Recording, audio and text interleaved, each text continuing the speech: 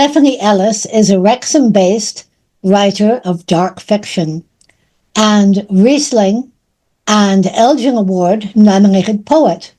Her publications include novellas, Paused and Bottled, folk horror novels, The Five Turns of the Wheel, Reborn and The Woodcutter, Axes, Axes, and the post-apocalyptic SF, The Barricade. Stephanie, it's yours. Thank you. Happy holidays, everyone, when you get to them, that is. The Yule Log and the Mayor is my Five Turns universe folk horror take on Charles Dickens' ghosts of past, present, and future. So the Yule Log and the Mayor. The houses of Salisbury were dressed in their finest Christmas attire.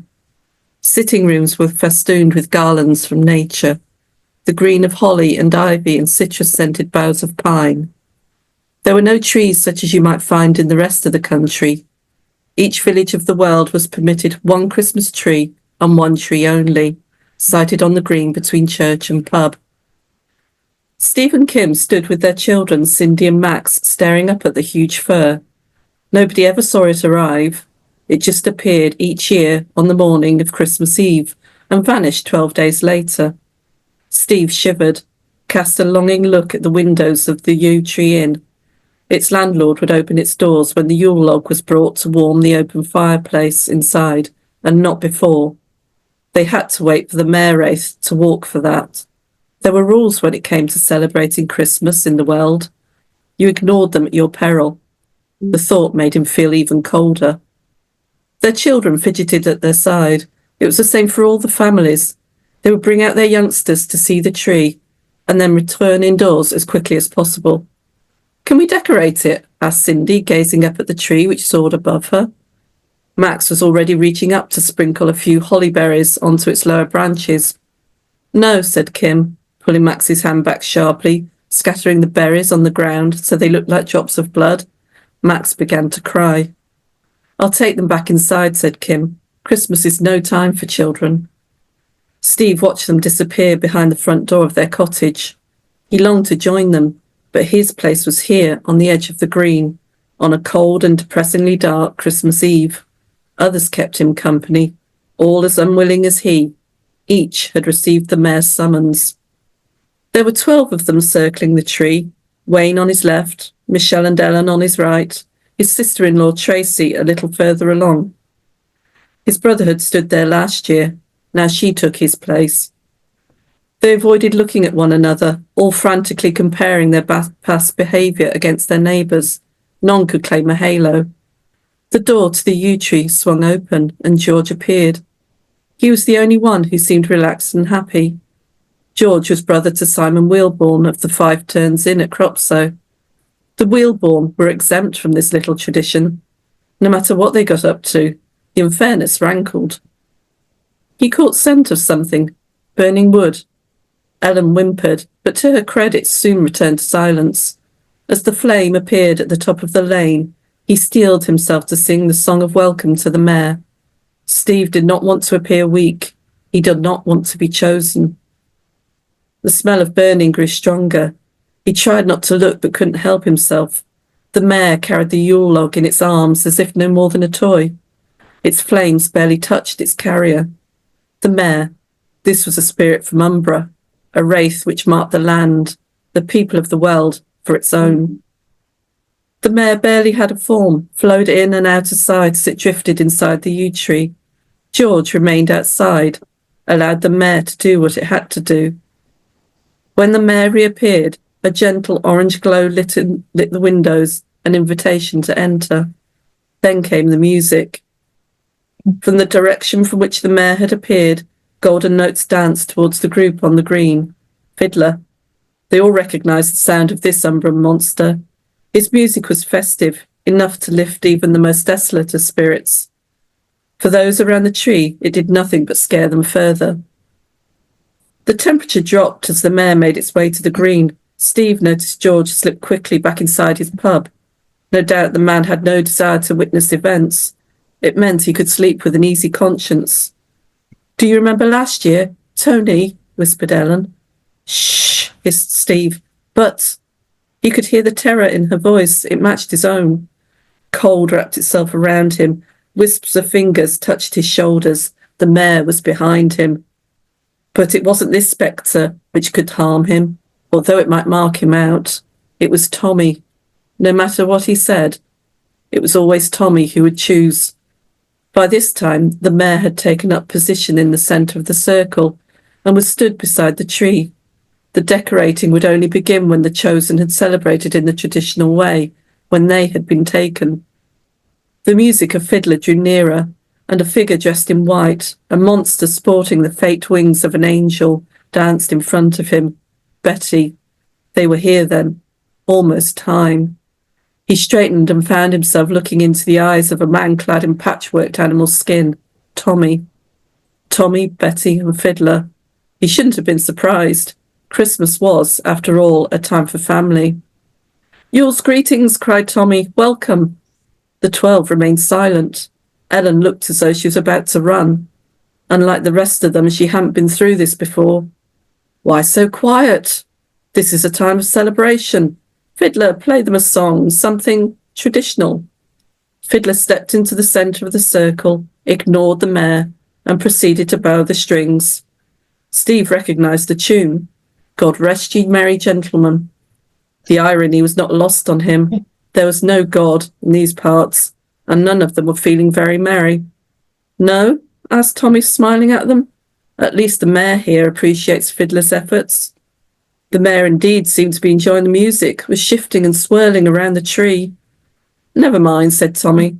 To business. Fiddler stopped immediately. The sudden silence was Damoclesian. The air had turned sharp, become an invisible blade, grazing his face. When the mare approaches, you do not look at its face. An instruction passed down from father to son, mother to daughter, since time immemorial. They had never said why, but in the world such warnings were always taken seriously. Failure to observe them was often disastrous. As a child, Steve had snatched forbidden peeks at the green through the crack of the door, the glimmer between curtains. Each occasion had been accompanied by a swift clip round the ear, followed by a hug and the extraction of a promise never to look again. One day, his father had said, you'll be spotted, and then you will wait the rest of your life for the summoning. During this time, everything you do, every thought, every idea, will be known and weighed against you. When the scales tip, then you will be summoned. The years had passed, and Steve had dismissed the memory as mere old wives' tales, and there were a lot of those in the village, even amongst the men. He should have listened. He'd been summoned for the past 2 years and escaped unharmed. Would this be third time lucky? He thought of his father's words and began to weigh his past for himself. In the tally of rights and wrongs, where had he been found wanting? And that's the start of my story, The Yule Log and the Mare. Oh my. That is terrifying. Congratulations, Stephanie. Great fun to write, thank you. Oh, I'll bet. Our third reader is Vanessa MacLaren-Wray. Vanessa MacLaren-Wray writes speculative fiction about humans and other people bonding in our complex universe. She is the author of The Smugglers, All That Was Asked, Shadows of Insurrection, and Flames of Attrition. She often guest hosts for the podcast Small Publishing in a Big Universe. Vanessa, take it away. Well, that is a very hard act to follow, but we're going to change sensibilities just completely here with this little short story. This is an excerpt. The story itself is more like a standard short story length, and I can't tell you yet where it's going to appear, either in an anthology a bit later or on the Truck Stop site real soon. We'll find out. Athena Ray wanted to scream as her little sister Stevie shrieked, "I want to go home! The old lady in red won't find us!" The 6-year-old's grip on A. Ray's hand broke the balance of forces as the elevator dragged them between Delphi Station's rings, and A. Ray's body twirled, smashing her right knee into the luggager. "Miss," the baggage handling robot hissed. "Persons must use restraints on elevators." "Elevators, you mean?" A-Ray hissed back. "Mummy," Stevie shrieked, "Athena sweared. Did so." Mercifully, the elevator jerked to a halt and the doors screeched open. The crowd swept into motion, but A-Ray's knee screamed agony. Stevie whined at Dad. "I won't get my presents. Granda sent my wish list to the North Star before you said we had to move here." A-Ray claimed a bench nearby to check her knee. "Barely red." "See what you did?" she said anyway, but when she looked up, no Mum, no Dad, no Stevie. The parents had a million rackety rules. What happened to stay together? Was that only for Stevie? Dad had lectured. "You're twice her age. Help your sister enjoy this adventure." Well, Stevie wasn't always the worst. None of A-Ray's friends had a little. But now she'd never see those friends ever again. Everything was Corex. Just so Corex. Her chest heaved and a sob bubbled up. She was a speck of a girl alone on a speck of a space station, circling a star that had gone so Corex it collapsed to a speck of nothing. Who cared about Athena? "Nobody, that's who. Cricket nobody," she said, fiercely swiping away the tears. A low, burbling voice crossed the event horizon of A-Ray's black hole universe. "Is one well?" Towering above her stood a strange figure in a wispy garment that concealed its body from head to toe. They extended a hand. "Assistance?" A-Ray's hand settled into the warmth of smooth, red, alien skin. 7 long fingers closed and helped A-Ray stand. An Azarian. She'd heard they visited the station, but never dreamed to meet one. "Thanks." How goth. What would they think of her? It was just a bump." Her face flushed hot. "So goth." The Azarian froze, then leaned close. They burbled. "Has our friend other needs?" Beyond the curve of the station hallway, a familiar shriek rang out, and her mother's voice followed. "Athena! Athena!" As the alien peered towards the shouts, images of the old lady in red flashed through A-Ray's mind. Her ears echoed with Stevie's sobbing. She reached for comfort and found a memory of fuzzy, lop-eared puppies at Granda's ranch. "Athena!" rattled the plasteel walls. A-Ray groaned. "Sorry, that's like often parents." The Azarian leaned close. "Parents are so burble." They linked their fingers and murmured, "Let us make unity." A-Ray's mind whirled at the implications. "My name's A-Ray. Malabra it is." They turned as Mum's cries approached. "Meet later? At the ball? Must distract own parents." The burbling undertones of laughter said more than their words. Mum and Dad loved their station quarters, a suite with a 2-level gathering room and huge screen doors. "I'd rather our old windows and Laramarn's mountains," A-Ray muttered. "Besides, Red Day's tomorrow." Mum made an awkward try at a hug. "Don't worry, we'll make wonderful new traditions. Who needs a magical visitor?" Adults could be so cloppin'. What was Red Day without the magic? "I'd better go shopping then," A-Ray said, faking a return hug. Late that night, A-Ray paced at the elevator, until Malabra arrived, cradling a large plasteel box with slits down both sides, like gills. A-Ray peered through the cracks to glimpse the shape moving within. "How is our plan?" Malabra asked. My part is ready, but is it really all right for you to, unveil? The blush burned her face. Malabra laughed, grasped the edge of the upper veil, and flung it free. It is custom among strangers, but we are not strangers, are we? A-Ray nodded, wordless.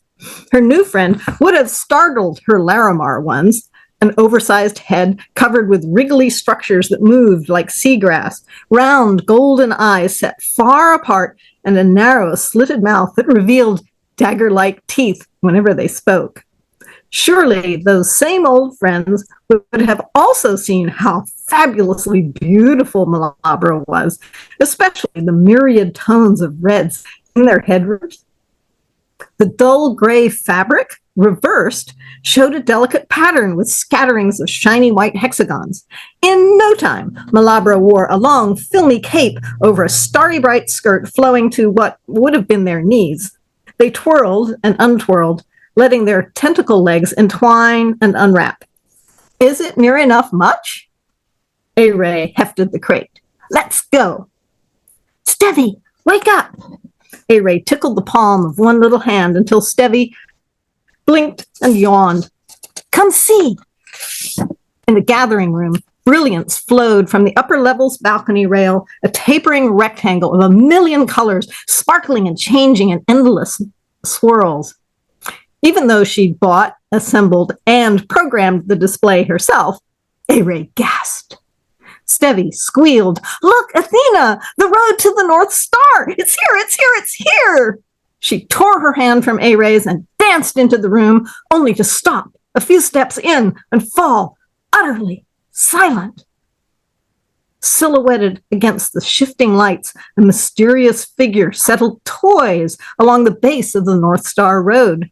Suddenly, it turned, and a tall person with star-scattered garments approached, bearing a cubical box with gill-like slits down the sides. It's all right, Stevie, A-Ray whispered. This is the Red Walker who does the old lady's job here at Delphi. Say hello. She slipped a packet of yummy galores into Stevie's hand. Here, I forgot to set out a tray. Hello, Stevie whispered as the visitor drew close, head tendrils catching the light.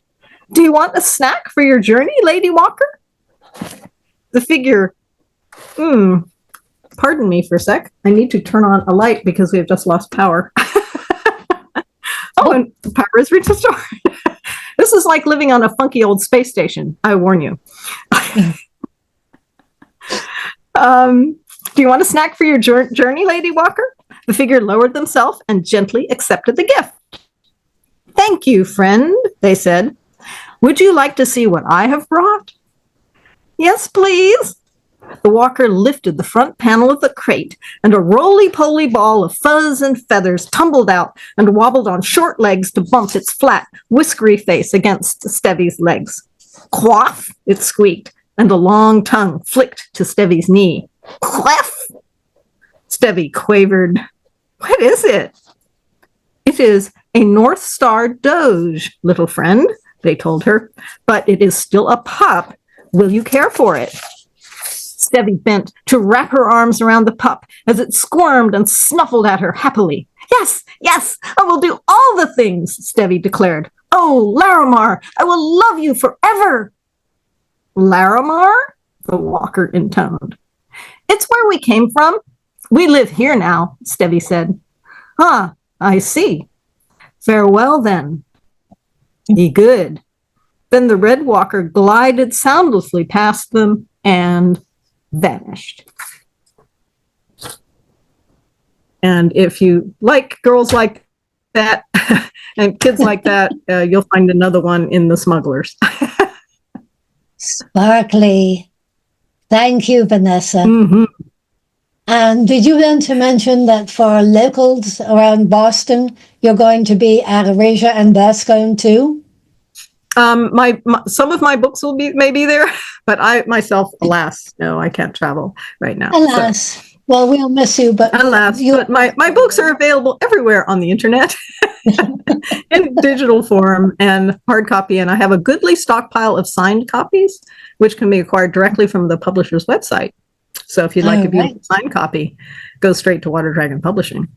I'll put a link in chat while I listen to the next story. All right. And now our fourth reader is Amelia Gorman.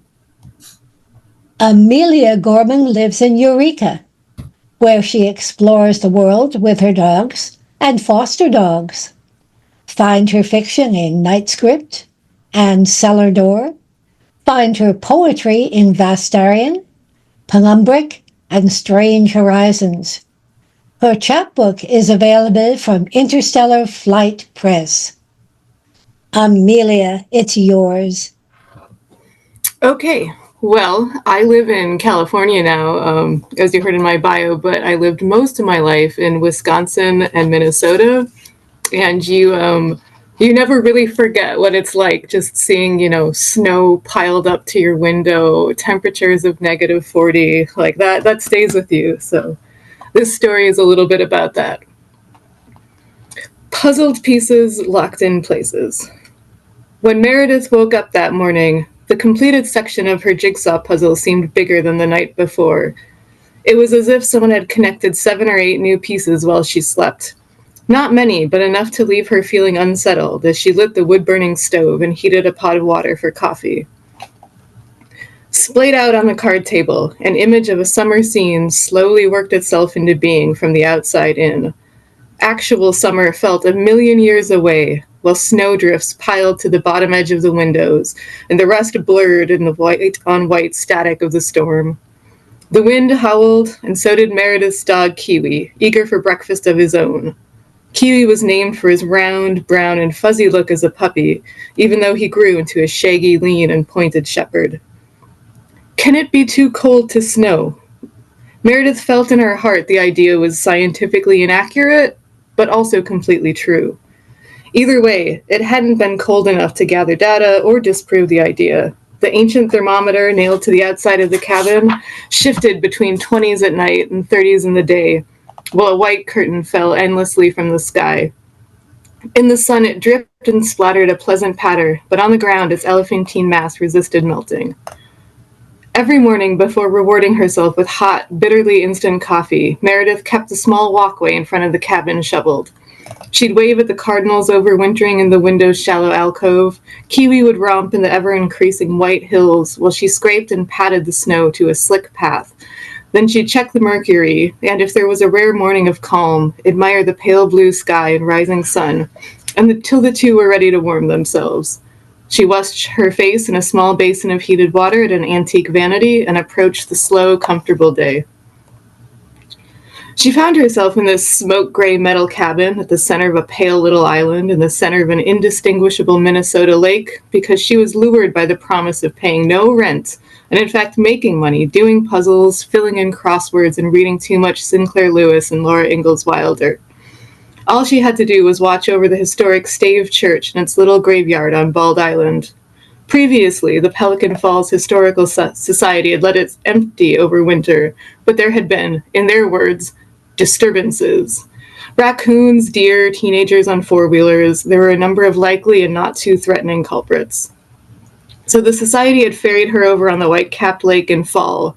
They had offered more firewood than she could use in several years, a fully stocked pantry, and a stack of down comforters as high as the snowbanks outside.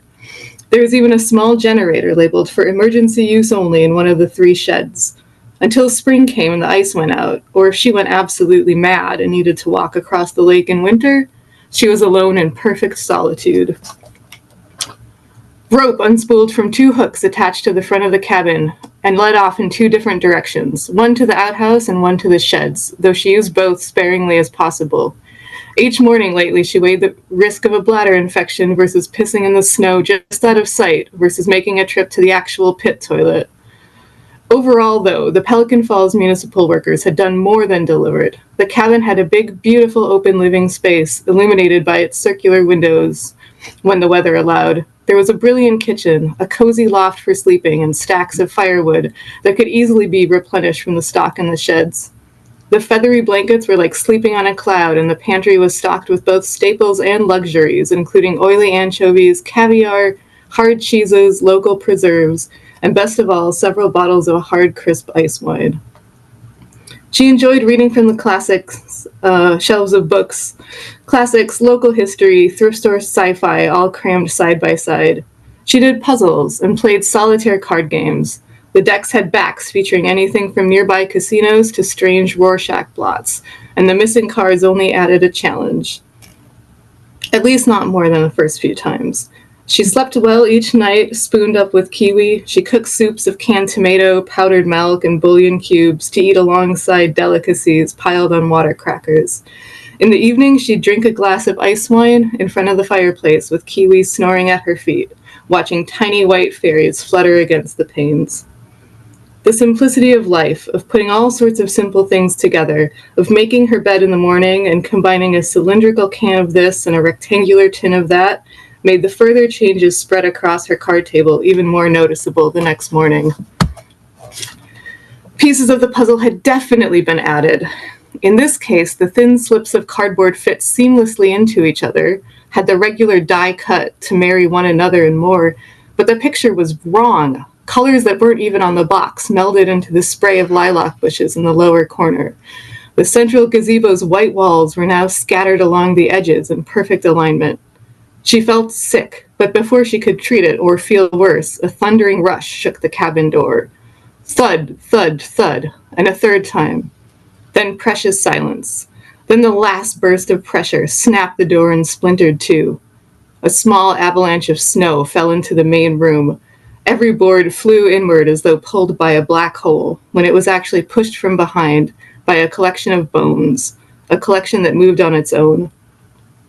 It bucked like a mechanical bull, trying to throw off bits of itself, and Meredith realized it had been a deer once, or it was still a single deer, just out of order.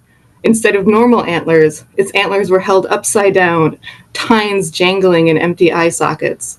Instead of haunches, it had 2 extra skulls holding its back legs in place, and all its vertebrae grew and shrank in a seamless scale, bulging and declining like a sated snake. The cleanliness of it all gave a different aura of horror than the very zombie movies Meredith liked to watch, with their sloughing flesh and oozing holes. Here, bones shone snow white in the diffused light, and each connection was so perfectly hinged it seemed created by a master architect. It fitted together more gracefully than her own body, more elegantly articulated than any visitor center or natural history museum display. It screamed that this was the way bones were supposed to go, and all other animals were a mistake, puzzles forced together against their will. Life and energy itself came from this new arrangement, similar to how ordinary bodies pumped blood and flexed muscle. And the cerbid thing, new and stilled with life, was determined to buck and thrash in the small cabin, making its way towards Meredith. It leaped across the room in one sudden burst, and she felt its inverted antler jab her shoulder, where a deep, round pain began to form. Had she been stabbed with no inside-out sharp end, she would be bleeding out, but she only crumpled to her knees with the impact. As she fell, one of her shins landed across the brass fire dog, and a long, thin pain worked its way into her body. A shaft of iron found its way into her hand, while the deer that was a different deer became truly aware of her. It kicked her hard across the face, and she realized instead of hooves, it had giant teeth at the bottom of its ankles.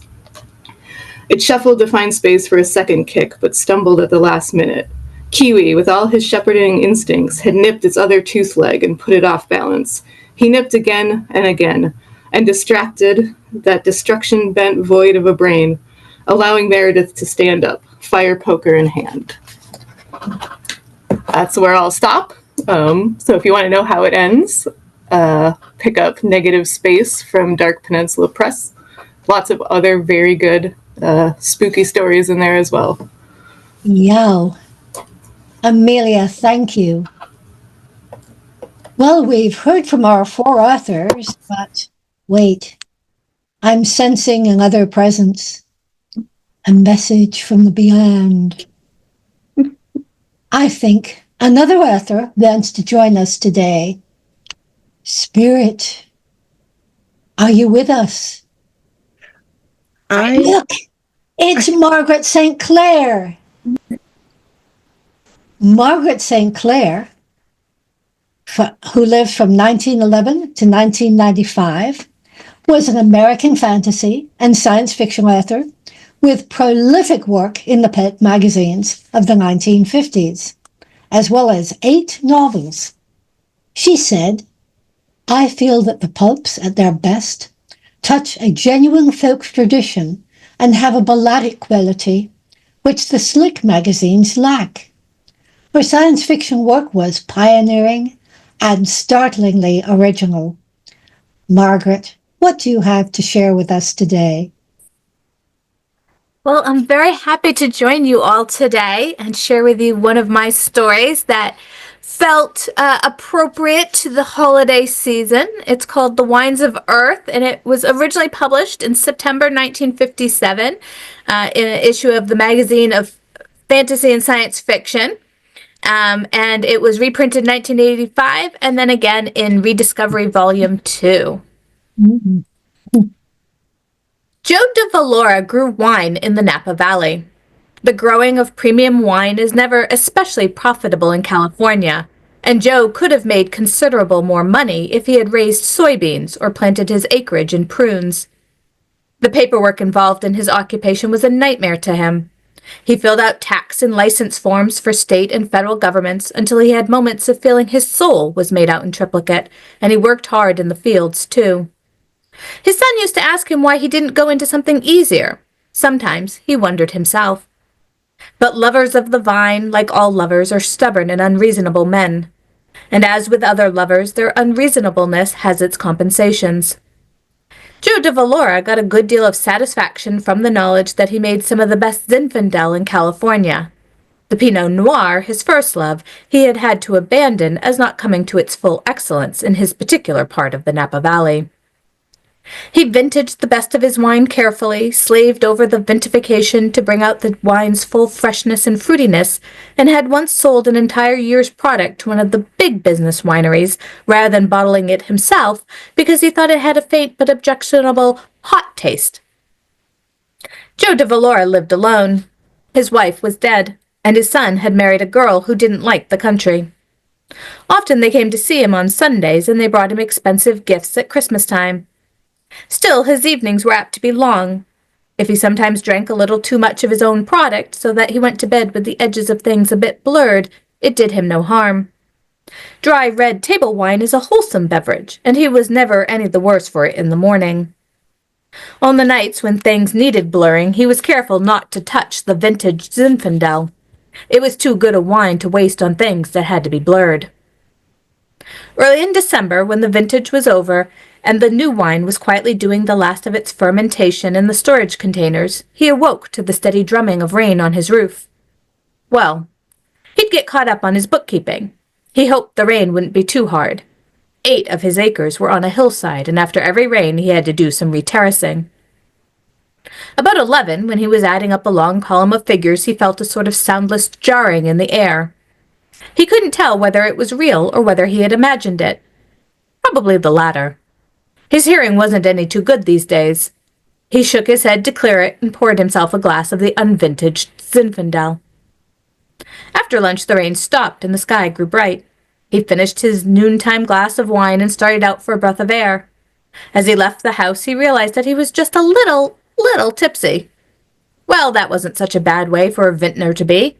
He'd go up to the hillside acres and see how they did.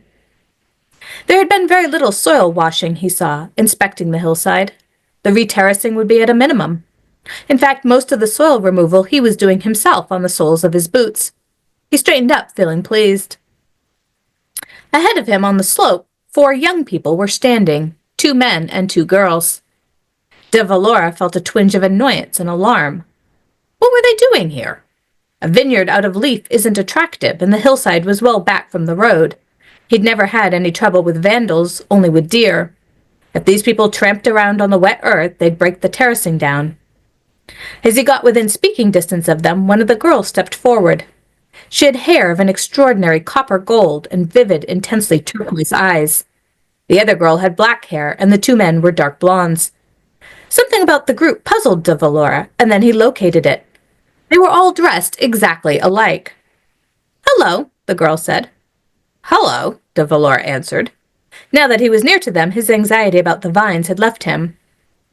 It was as if their mere proximity, and he was to experience this effect during all the hours they spent with him, as if their mere proximity had stimulated and soothed his intellect, so that cares and pettiness dropped away from him, and he moved in a larger air. He seemed to apprehend whatever they said directly, in a deeper way than words are usually apprehended, and it was a wonderful naturalness. "Hello," the girl repeated. "We've come from—" Somehow the word escaped his hearing. "To see the vines." "Well now," said Joe, pleased. "Have you seen enough of them? This planting is Zinfandel. If you have, we might go through to the winery, and then we might sample a little wine." Yes, they would like to. They would all like that. They moved beside him in a group, walking lightly and not picking up any of the wet earth on their feet. As they walked along, they told him about themselves. They were wine growers themselves, the four of them, though they seemed so young, and in a sort of loose partnership, and they were making a wine growers' tour of... Again, Joe's hearing failed him. But he had the fancy that there would never be any conflict of will among the four of them. Their tastes and wishes would blend like four harmonious voices, the women's high and clear, the men's richer and more deep. Yet it seemed to him that the copper-haired girl was regarded with a certain deference by her companions, and he thought wisely that he knew the reason. It was what he had so often told his wife, that when a lady really likes wine, when she really has a palate for it, nobody can beat her judgment. So the others respected her. He showed them through the winery without shame, without pride. If there were bigger wineries than his in the Napa Valley, there were smaller ones too, and he knew he made a good wine. Back in the house, he got out a bottle of his vintage Zinfandel, the best Zinfandel he had ever made, for them. It wasn't only that they were fellow growers, he also wanted to please them. It was the 51. As he poured the dark, fragrant stuff into their glasses, he said, "What did you say the name of your firm was? Where did you say you were from?" "It isn't exactly a firm," the dark-haired girl said, laughing, "and you wouldn't know the name of our home star." "Star? Star?" Joe de Valora's hand shook so that he dribbled wine outside the glass. But what else had he expected? Hadn't he known from the moment he had seen them standing on the hillside? Of course they were from another star. "And you're making a tour?" he asked, putting down the bottle carefully. "Of the nearer galaxy. We have only a few hours to devote to Earth." And I'll stop there. If you want to find out what happens with Joe and the space aliens who have come to see his winery, you'll have to get a copy of Margaret St. Clair's story. Oh, our TBR pile gets longer and longer, and that's the very definition of a happy holiday. That's all the time we have for this session. Thank you so much to everyone who came today.